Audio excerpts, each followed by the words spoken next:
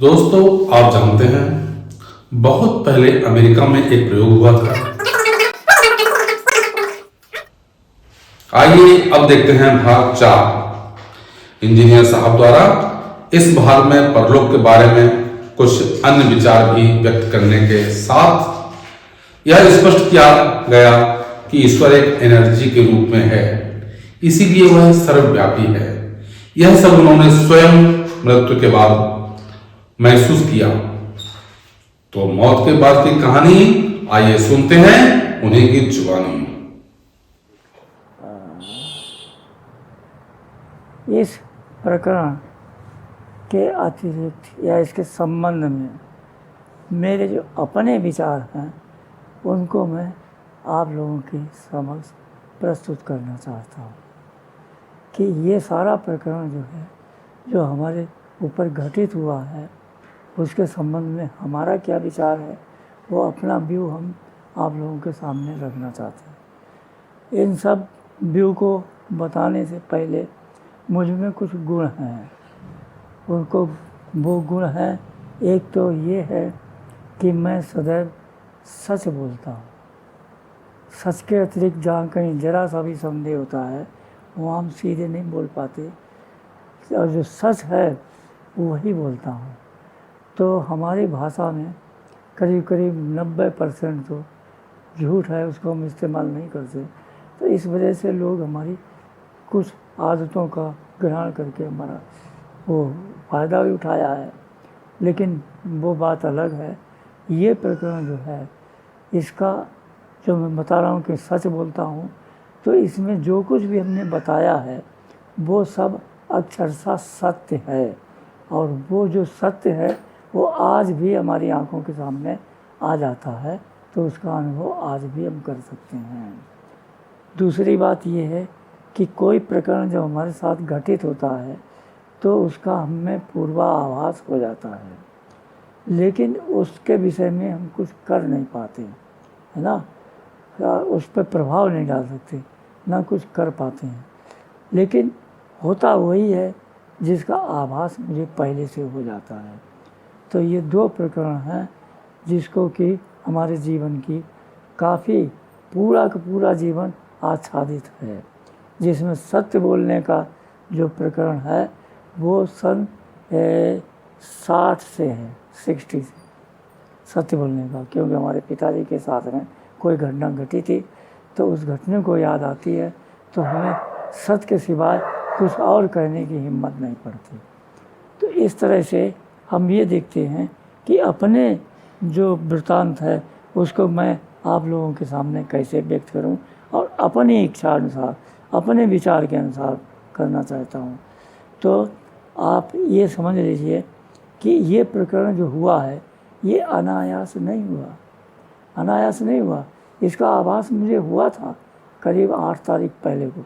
अच्छा, और हम ये समझते हैं कि हमारी मृत्यु का टाइम यही था, क्योंकि इसके बाद में हम जो जी रहे हैं वो ईश्वर ने जो हमको कर्तव्य दिया है उसको पूरा करने के लिए दिए हैं, उसको पूरा करने के लिए।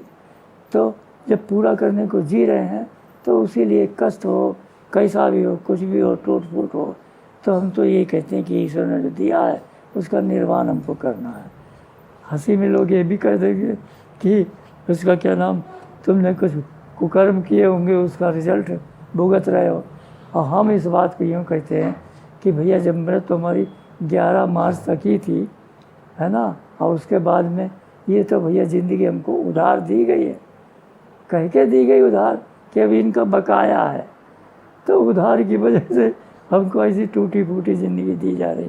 खैर, ये बात तो अलग है, लेकिन इस विषय में हम ये बताना चाह रहा हूँ कि दोनों चीज़ें हमने बता दी।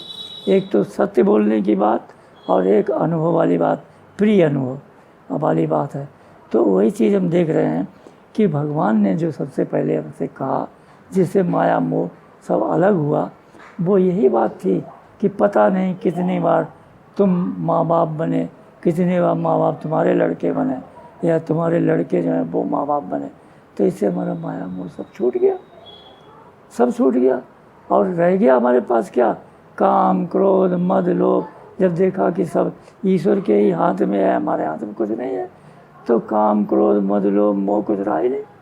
जब कुछ रहा नहीं तो भगवान ब्रह्म में परम शांति है, तो उसी परम शांति का मैंने अनुभव किया और अनुभव करते हुए आगे बढ़े हैं।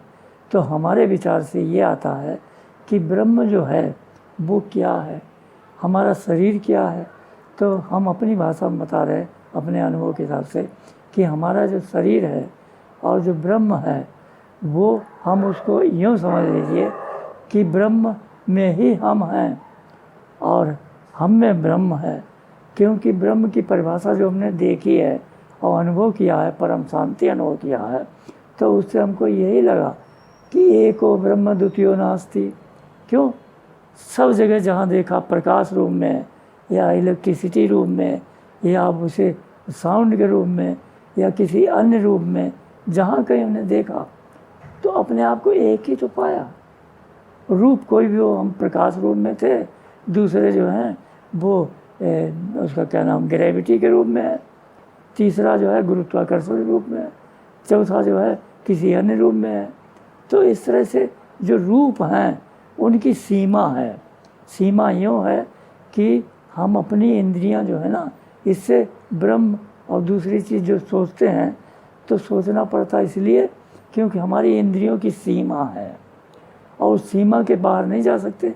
जैसे लाइट है तो 1,86,000 मील प्रति सेकंड लाइट है और 1 सेकंड में उसके वाइब्रेशन कितने होंगे और इतना चलने के लिए कितना जल्दी जल्दी वो करता होगा, तो वाइब्रेशन बंद हो गए।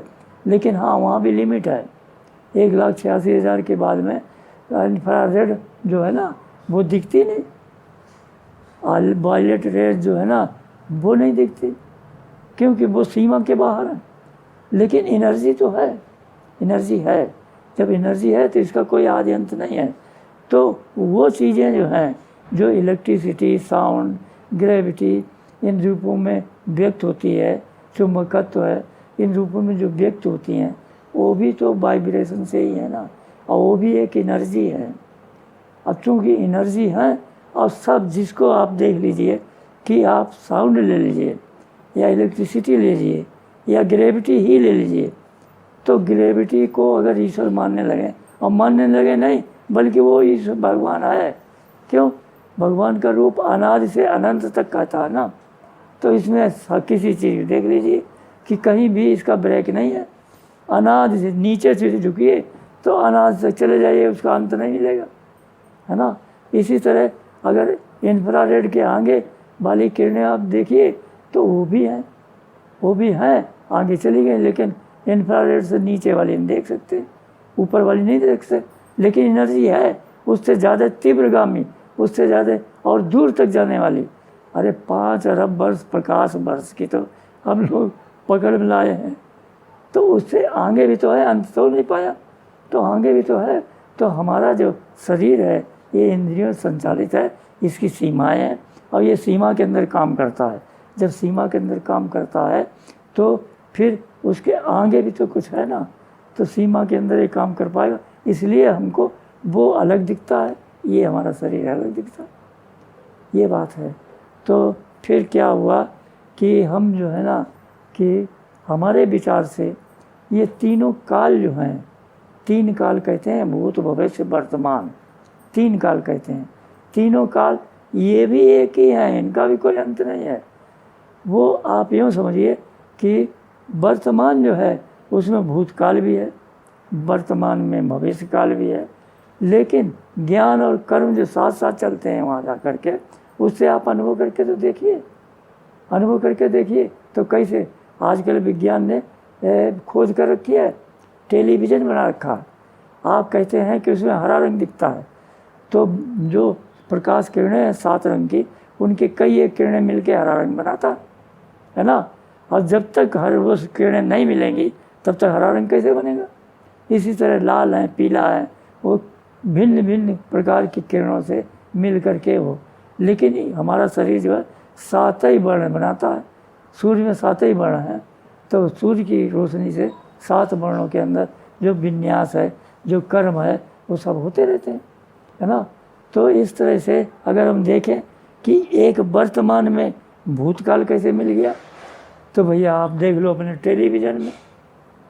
टेलीविज़न में आप देख लीजिए कि करीब करीब 10 साल पहले आपने कोई रील बनाई, रील ने आज की तारीख में क्या काम किया कि उसको जो था रील में उसमें बंदिश थोड़ी सी लगा दी, और बंदिश ये लगा दी कि उसमें जो फिगर आएगी ना वो वही रंग और वही वर्ण आपस में मिल के हरा रंग बना देंगे।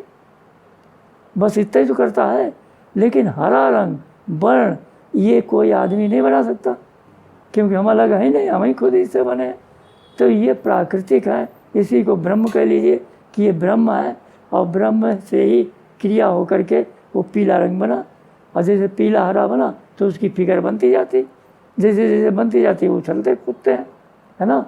तो टेलीविज़न से आप देख लीजिए कि 10 साल बाद टेलीविज़न की रील ने इतने तो किया कि उसको इन्वर्ट कर दिया और उसको चालू कर दिया, है ना, इन्वर्ट करके चालू कर दिया। अब 10 साल पहले की क्रिया जो है ना वो अब होने लगी और उनको उछलने कूदने है, तो इसमें कोई संदेह वाली बात नहीं है। दूसरी चीज़ ये है कि हमारा जो शरीर है और हमारी जो फिजिक्स है, हम लोग फिजिक्स वाले हैं और विज्ञान वाले हैं। विज्ञान में सभी कुछ आ जाता है, फिजिक्स है, ज्योमेट्री है, गणित है, मैथमेटिक है, जूलॉजी है, बॉटनी है, हर चीज़ है कि नहीं। और जितनी ये सब चीज़ें हैं ये सब विज्ञान है। तो आप छोटी सी बात देख लीजिए, हम आपको बताएं कि एक हम लोग जब इंटर में थे तो ये पढ़ते थे फिजिक्स में पैराबोला ऑफ रिएक्शन कहते थे ना। तो पैराबोला नहीं, वो क्या कहते हैं, चतुर्भुज, है ना, पैरेललोग्राम ऑफ फोर्सेस। तो पैरेललोग्राम ऑफ फोर्सेस में क्या होता है, एक अंक जो है एक्स इधर वाई इधर है, तो जो एक्स वाई जो है ना और रिजल्टेंट उसका बीच में है, लेकिन आप रिजल्टेंट की मात्रा ज़्यादा है, आप उसको ज़रा से कम करते जाएंगे तो वो नीचे खिसकता जाएगा, एक्स एक्सिस की तरफ खिसकता जाएगा, तो उसका मान अलग अलग हो जाएगा। तो एक्स एक्सिस से लेकर के और रिजल्टेंट तक, है ना,